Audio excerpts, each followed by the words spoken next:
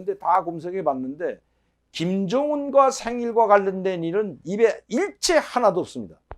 여기 노동신문에는 위대한 승리를 이룩한 그 기세를 중대시 국가 발전과 인민생활에서 뚜렷한 개변을 이루가자 뭐 이러한 것들, 전원의 회장을 격동시킨 후대상의 요라 같은 진정, 뭐 과감한 진군 기세에 보다 큰 박차를, 이런 뭐 논설, 성과에서도 부족점을 찾는 것이 혁명가의 자세다. 뭐 인민경제를 역동적으로, 전격적으로, 과학적으로, 세부적으로 뭐 이러한 글들, 다 이러한 글들밖에 없습니다. 노동신문, 우리민족끼리 아무리 사이트를 뒤져봐도 김정은 생일과 관련돼서는 아무것도 없다는 겁니다. 자, 여러분, 김정은은 지금 북한의 지도자입니다. 오늘 제가 다른 언론 매체들에서 이야기를 하는 걸 보니까, 우리 언론 매체들이죠, 김정은의 생일과 관련돼서, 오늘 김정은의 생일이죠. 1월 8일이니까 김정은이 출생한 것, 이 출생한 것은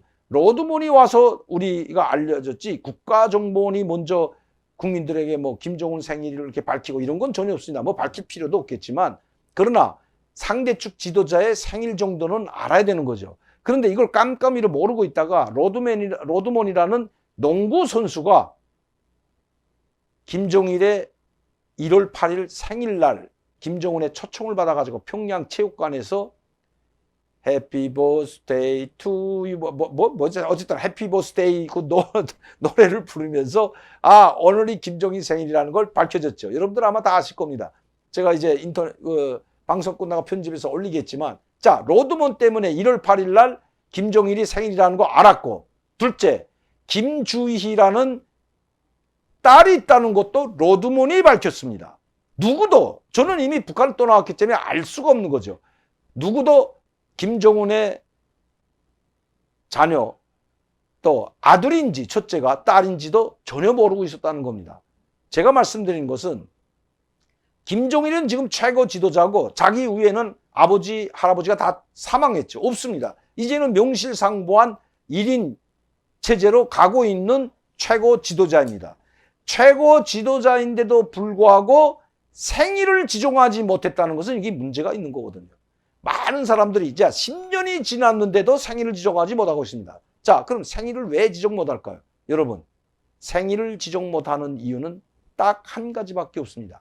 생일을 1월 8일은 김정은 원수님의 생일, 이제부터 공휴일이다, 이렇게 지정하는 것이 아니라, 생일에는 북한의 달력을 보게 되면 김일성 생일 4월 15일은 만경대 고향집이 그려져 있고요, 김정일 생일 2월 16일 달력에는 위대한 지도자 김정일 동지의 생일하고 탄생한 날이라고 백두미령의 귀틀집이 그려져 있습니다. 자, 그럼 김정은 생일하면 고향이 어디라고 나와야 되는데, 그게요, 원산이라고 할 수 없고 평양이라고도 할 수 없고 백두미령이라고도 할 수 없는 이 상황에 빠져 있다는 겁니다.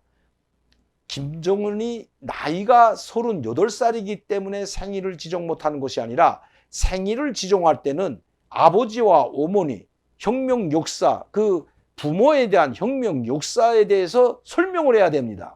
자, 두 번째, 고향에 대해서 이야기해야 됩니다. 왜? 김정은 위대한 원수님께서는 바로 삼지연, 백두미령이 있는 삼지연에서 태어나셨다, 뭐 이렇게 하든지, 아니면 원산에서 태어났다고 하든지, 아니면 평양에서 태어났다고 하든지, 그 탄생이 어디서 태어난지 위치를 말해야 되는데, 지금 아직도 이것을 당역사연구소, 이 김정일의 생일을 지정하는 것도 조선노동당 역사연구소, 혁명역사연구소에서 지정하고 백두미령을 만들었는데, 김정일이 태어난 것은 하바롭스크라는 건 이미 다 알고 있죠. 그런데 백두미령에다 만들어 놨죠. 그렇다면 김정은도 원산에다 만들던, 백두미령에 또 하나 귀틀집을 만들던, 아니면 삼전에 만들던, 평양에 만들던 만들어 놔야 된다는 거죠. 그걸 아직도 당역사연구소에서 규정을 하지 못하고 있는 겁니다. 그래서 김정은은 이렇게 이야기합니다. 일체 개인에 대한 우상화를 버려라. 개인에 대한 우상화를 버리고 자기에 대한 우상화를 버리고 세뇌시키고 이런 교육은 지금 통하지 않는다. 일체 우상화나 세뇌교육은 필요 없다고 이야기한 적이 있습니다. 벌써 한 몇 년 전에 이런 이야기를 했는데 바로 이 뒷면에는 생일을 지정할 수 없는 그런 안타까운 사연이 있기 때문입니다. 김정은의 생모는 고용이라고 여러분들 아마 잘 아실 겁니다. 제가 94년도 와서 김정은 생모를 처음 밝혔는데 제가 94년도 쓴 책 평양을 망명을 꿈꾼다에 이 김일성 김정일 가계 내력을 썼습니다. 거기에 김정일의 부인 김용숙 고용이가 나와 있습니다. 송혜림 고용이.